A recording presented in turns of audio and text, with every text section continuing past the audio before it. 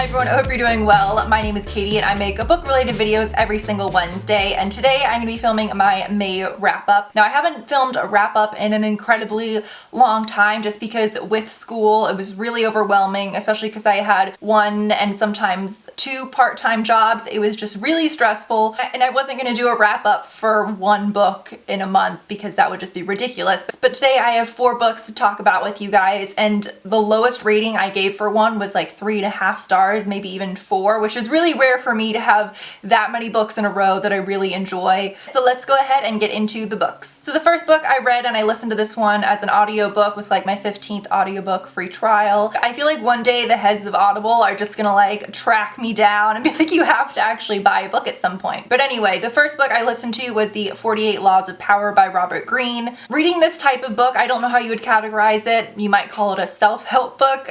Is pretty rare for me. It's not generally a genre of books I look into. But one of my favorite YouTubers, NerberXO, I'll link her channel down below. I just adore her sort of self-help videos, and she always references that she adores this book, and she thinks for anybody going into the workplace, particularly into the corporate world, it's really important to read this, so I thought I would give it a try. But as the title suggests, this book is essentially how to gain power, and a lot of people despise it. Now, a lot of people despise it because I don't think they take it with a grain of salt. I think a lot of people look at it and think that he means you should do all of these things, but he's not necessarily saying you should do these things. He's just saying objectively, if you want to gain power, these are things you could do. So there are 48 laws. For example, one is to always make your boss look fantastic, whereas a lot of people might think you should do the opposite and just make them look bad and make yourself really look good. And each of these laws is then referenced and based off of an event in history or a historical figure. So I did actually really enjoy this book. It's over the top, but I think the author wants you to have a little bit of fun with it in that respect. And I did take a 1.5 stars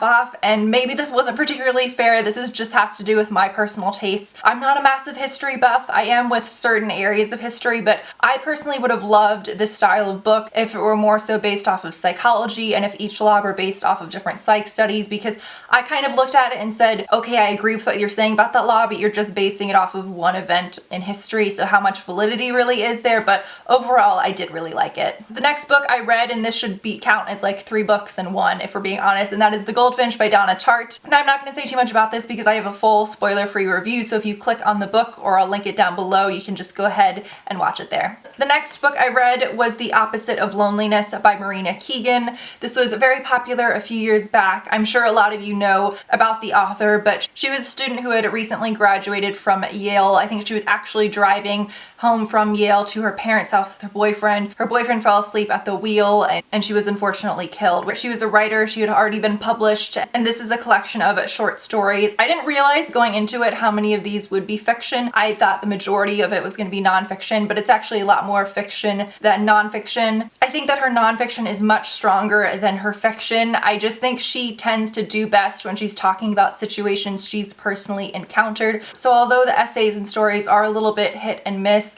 I would still really recommend picking this up, particularly if you are around my age or so, because there's a lot to do with going through college and trying to select what you're going to do with the rest of your life. Overall, even though I didn't love every single story, there are just some gems in here that really do make it worth it. And finally, my favorite book of the month by far, just by a landslide, was Wild by Cheryl Strayed. Now, I didn't actually realize initially that this was a book. I had first come across this story when I was flying back from living in Spain for a year, and they were playing the film with Reese Witherspoon. I honestly wasn't even incredibly intrigued to watch the movie, just not my type of movie. And then I ended up watching it twice because I thought it was that fantastic. And I asked a lot of you guys if I loved the movie so much, and I've already seen it twice. I'm very familiar with the story. Should I pick up the book? So many of you said yes, and I'm very glad that you did. Now, the summary I'm about to give doesn't spoil the book, but it does spoil the movie a little bit, so maybe fast forward if you're gonna watch the movie before you read the book. But this is the story of Cheryl Strayed, and after her mother passes away from cancer, she decides to hike